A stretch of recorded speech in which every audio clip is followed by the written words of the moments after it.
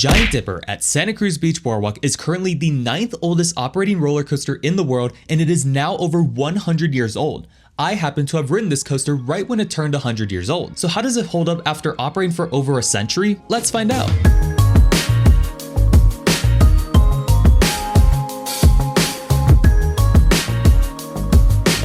But first, welcome to 808 Coaster Life. If you're new to this channel and you love roller coasters and other theme park related stuff, please consider subscribing. I'm gonna try something a little different and start with my concluding thoughts, and then if you wanna see more details, you can continue watching. Summed up, I was very surprised at how well this ride is running despite its age. This ride has good airtime, including one surprising moment of ejector airtime. It has very strong laterals on most of the turns, and it is a long ride. As you would have expected, this ride is a bit shaky, but I believe most people will be able to get past that. I also happen to have ridden this ride when it just turned 100 years old. To be clear, I was not paid by the park to be there, but I got to witness the morning ceremony, got a special 100th anniversary pin, and enjoyed the nighttime fireworks even while riding this coaster. That, combined with the good qualities this coaster already had, made it good enough to appear in my top 10 coasters I've ever ridden. Now let's get into the details. In terms of presentation, this ride is spot on. The bright red track and white supports fit perfectly in Santa Cruz Beach Boardwalk's atmosphere. It's visible from the parking lot and driving up to the boardwalk, and you can get excellent views of the ride from the chairlift and multiple of the boardwalk's entrances. You can actually get very close to this ride. After finding the ride sign, you'll find that the actual queue length is quite short, so while the line may seem long from the switchbacks near the main path, I only waited a maximum of 40 minutes. Keep in mind, I went on probably one of the busiest days of the year, so the fact that this never really got over a 45-minute wait is pretty good. After the switchbacks, you go underneath the station. This is where you get your wristband check, and when you look up, you'll see that there are signs displaying facts about this ride, which is really cool because this ride, again, has over a century of history. Here's some fun facts that I took away. This ride opened on May 17th, 1924. It is the 5th oldest coaster in the US. Construction costed $50,000 in 1924, which is equivalent to $912,000 in 2025. You can get a whole roller coaster for the price of a new car today. It's served over 68 million riders since 1924. It originally costed 15 cents to ride, and in 1987, this ride became a National Historic Landmark. So I don't think this ride is going anywhere anytime soon. After you go past this, you go up to the curved station, which has more decorations and views of the ride. You can actually hear rumbling from the train going through its second turnaround. Another thing you'll notice is that there are, oddly enough, no air gates. I guess at the time, air gates are either not invented or not really needed, I guess. In terms of operations, this ride runs 2 trains made by D.H. Morgan Manufacturing, the same manufacturer that brought you rides like West Coaster, Mamba, and the world's longest coaster, Steel Dragon 2000. The restraint is a simple lap bar, and I found the trains pretty comfortable. There's enough side padding for the laterals you're about to experience. Although if you're on the bigger side, you may find these trains a little uncomfortable. The rows were kind of a first come, first served basis. They let people into the station in batches, correlating to how many people fit in one train. So if you end up in the front of that batch, you're probably gonna get the front row. So you're kinda able to choose your own row, kinda not. Although I heard that you might be able to wait for the next group so that you can get the row you want. I was able to get the back 3 rows on all 4 of my rides, although I did not get a front row ride, so keep that in mind. But I would recommend the back for the most intense experience and middle rows for the most tame. Front row probably has the smoothest ride, either that or the middle row, I'm not sure. The right side is generally more comfortable because most of the laterals pin you to the right side. So if you're seated on the left side,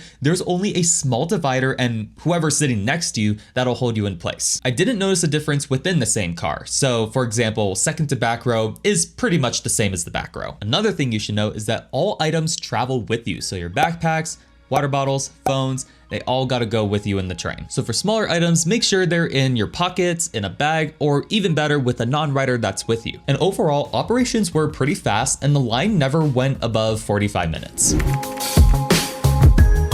After boarding your train and hearing the whistle before dispatching, you drop into a pitch black room and do 2 unbanked turns. You really start the ride off with a bang, as these turns do provide some laterals. You then emerge from the room and climb to a max height of 70 feet, which will give you great views of the ocean to your right. You then go down your 65-foot drop, which I found very fun in the back row with some decent airtime. You then hit your top speed of 55 miles per hour in probably the roughest part of the ride. In general, the ride is roughest in the valleys, but other than that, it was actually smoother than I expected. I'll get to that later. Your first turnaround gives strong laterals, especially in the back row going down. The transitions into and out of the turn could use improvement, but it's alright considering its age. The first camelback starts with light laterals going up and floater airtime going down. You then do a small bunny hill, which I think is too spread out to give any airtime, so don't expect some good air from that. You then pull up into a straight section, giving you a small break before turning left while gaining speed. This turnaround provides very strong laterals, and I'd say it's probably the strongest moment of laterals on this ride. You're absolutely pinned to the right if you're in the back row. You then go into another airtime hill that drops off the higher elevation. This is where the surprising ejector airtime occurs. In the back row, there's basically no airtime entering into the hill, but there's this kink in the track profiling that delivers sudden ejector airtime. This is the strongest airtime moment on the ride, and it was a delightful surprise for me. You then do your first bunny hill sequence,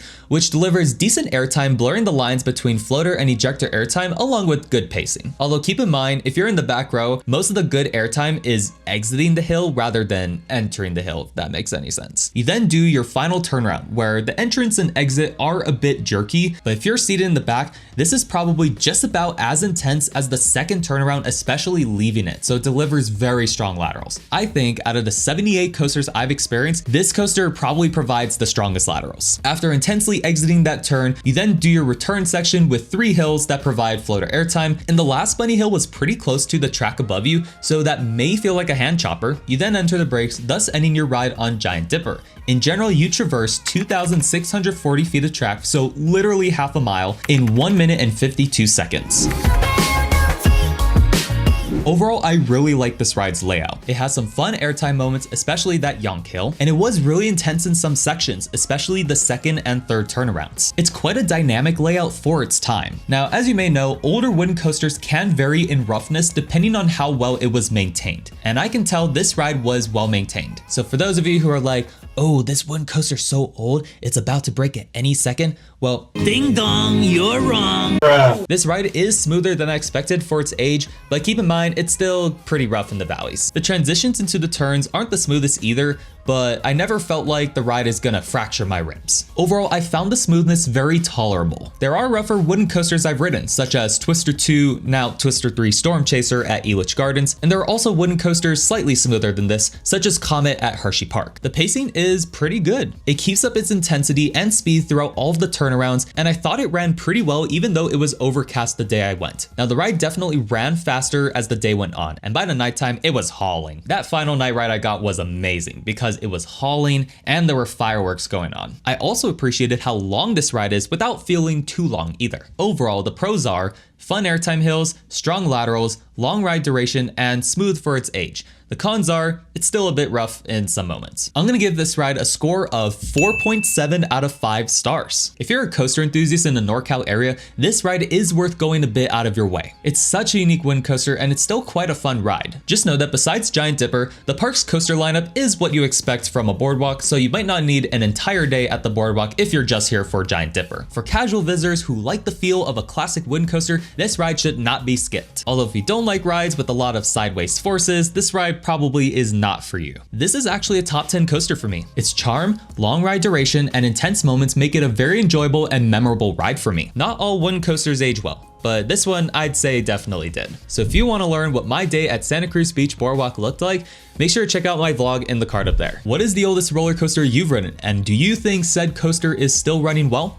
Let me know down in the comments. Here's some other videos you should watch, and if you enjoyed this one, consider leaving a like and maybe even subscribe.